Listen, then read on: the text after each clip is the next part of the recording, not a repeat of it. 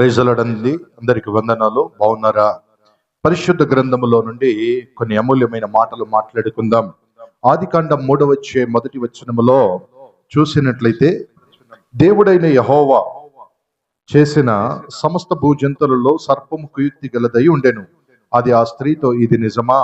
ఈ తోట చెట్లలో దేని ఫలమునైనను మీరు తినకూడదని దేవుడు చెప్పెనా అని అడిగాను. చూడండి, దేవునితో సహవాసము పోగొట్టుకొనకూడదు అనే అంశమును గురించి మనము కొద్దిసేపు మాట్లాడదాం. నీ సహవాసము పోగొట్టుకుంటున్నావు. ఎలాగూ పోగొట్టుకుంటున్నావు? చూడండి, సర్పము కుయుక్తి గలదై ఏం చేసింది అంటే దేవునితో ఉన్న సహవాసాన్ని పోగొట్టుకోగలిగేటట్టుగా చేసింది. ఈరోజు నీ సహవాసం ఎవరితో అనంటే, నీ సహవాసము ఆదాముతో ఉండాలా. అవ్వకు ఆదాముతో సహవాసం ఉండాలా. ఇప్పుడు మనకు తొలి మానవుడైన ఆదాముతో అవ్వకు సహవాసం ఉన్నట్టుగా కడపటి మానవుడైన యేసుక్రీస్తు ప్రభుల వారితో సంఘానికి సహవాసం ఉండాలి. అలాగ సహవాసం లేనట్టయితే నీవు పడిపోతావు అనే విషయాన్ని నువ్వు చాలా జ్ఞాపకం పెట్టుకోవాలి అనేది వాస్తవం. అయితే వాస్తవమైన విషయం ఇంకొక విషయం ఏంటయ్యా అని చెప్పారు. 1 యోహాను 1వ అధ్యాయం 3వ వచనం చూడండి, మాతో కూడా మీకును సహవాసం కలుగునట్లు మేము చూచిన దానిని వినిన దానిని మీకును తెలియజేయుచున్నాము. మన సహవాసం అయితే తండ్రితోనూ ఆయన కుమారుడైన యేసుక్రీస్తుతో కూడా ఉన్నది. మన సహవాసం ఎవరితో ఉండాలా అని చెప్పేసి అంటే, తండ్రితోనూ కుమారుడైన యేసుక్రీస్తు ప్రభుల వారితోనూ పరిశుద్ధాత్మతోనూ అన్యోన్య సహవాసం కలిగి ఉండాలా. ఆదాము చూడండి, అవ్వ చూడండి, ఆదాముతో సహవాసం లేదు గనుక సర్పముతో మాట్లాడింది. తొలి మానవుడైన ఆదాముతో సహవాసం ఉండాలి అవ్వకి, అక్కడ సహవాసాన్ని కోల్పోయింది. ఇక్కడ చూడండి, తొలి మానవుడైన ఆదాముతో సహవాసం లేకుండా అవ్వ ఎలాగైతే తన సహవాసాన్ని పోగొట్టుకుందో, కడపటి మానవుడైన యేసుక్రీస్తు ప్రభుల వారితో ఇప్పుడు సహవాసం లేకుండా సంఘము నాశనమవుతూ ఉంది. బహు స్పష్టంగా తండ్రితోనూ కుమారునితోనూ నీకు సహవాసము కలిగి ఉండాలా. నువ్వు అలాగ కలిగి ఉన్నప్పుడు వాక్యం అంటది ఏమన్నా తెలుసా?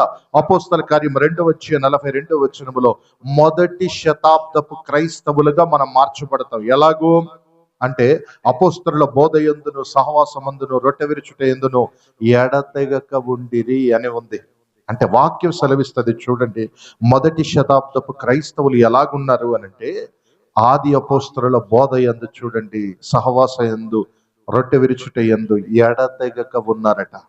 ఈరోజు వాక్యం సెలవిస్తా ఉంది, నువ్వు సహవాసాన్ని పోగొట్టుకుంటున్నావు. దేవునితో నీకున్న సహవాసాన్ని, తండ్రితో నీకున్న సహవాసాన్ని, కుమారుడితో నీకున్న సహవాసాన్ని, పరిశుద్ధాత్మతో ఉన్న సహవాసాన్ని పోగొట్టుకుంటున్నావు.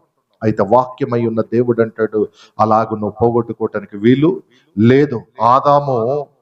ఆదాముతో అవ్వ పోగొట్టుకున్నట్లుగా, తొలి మానవుడైన ఆదాముతో అవ్వ పోగొట్టుకున్నట్టుగా, కడపటి మానవుడైన యేసుక్రీస్తు ప్రభుల వారితో సంఘము పోగొట్టుకున్నట్లుగా నువ్వు సహవాసాన్ని పోగొట్టుకోక, ఇక నుంచైనా నీవు దేవునితో సహవాసం కలిగి నేను బ్రతకాలి అని కోరుకుంటున్నాడు గనక, ప్రతి ఒక్కరు ఈ వాక్యం వింటున్న వారు ప్రతి ఒక్కరు మీ జీవితంలో దేవునితో ఎప్పుడు సహవాసాన్ని పోగొట్టుకున్నావో తిరిగి ఆ సహవాసంలోకి నువ్వు రావాలి అని అంటే, ఈ రోజే హృదయపూర్వకంగా ప్రభు దగ్గరికి వచ్చి, ఆయన సన్నిధానానికి వచ్చి నువ్వు కన్నీటితో, అయ్యా నా పాపములు క్షమించు ప్రభా, నేను నీ సహవాసాన్ని పోగొట్టుకున్నాను ప్రభా, నిన్ను విడిచి నేను దూరంగా అయిపోయాను ప్రభా, నన్ను క్షమించుమని ఒకవేళ నీవు దేవుని సన్నిధిలో ప్రాధేయపడినట్లయితే, రోమా 12:1 ప్రకారం సజీవ యాగంగా మీ ప్రాణాత్మ శరీరాన్ని దేవునికి సమర్పించుకున్నట్లయితే, దేవుడు తిరిగి దేవునితో నువ్వు సహవాసాన్ని ఒకవేళ దాన్ని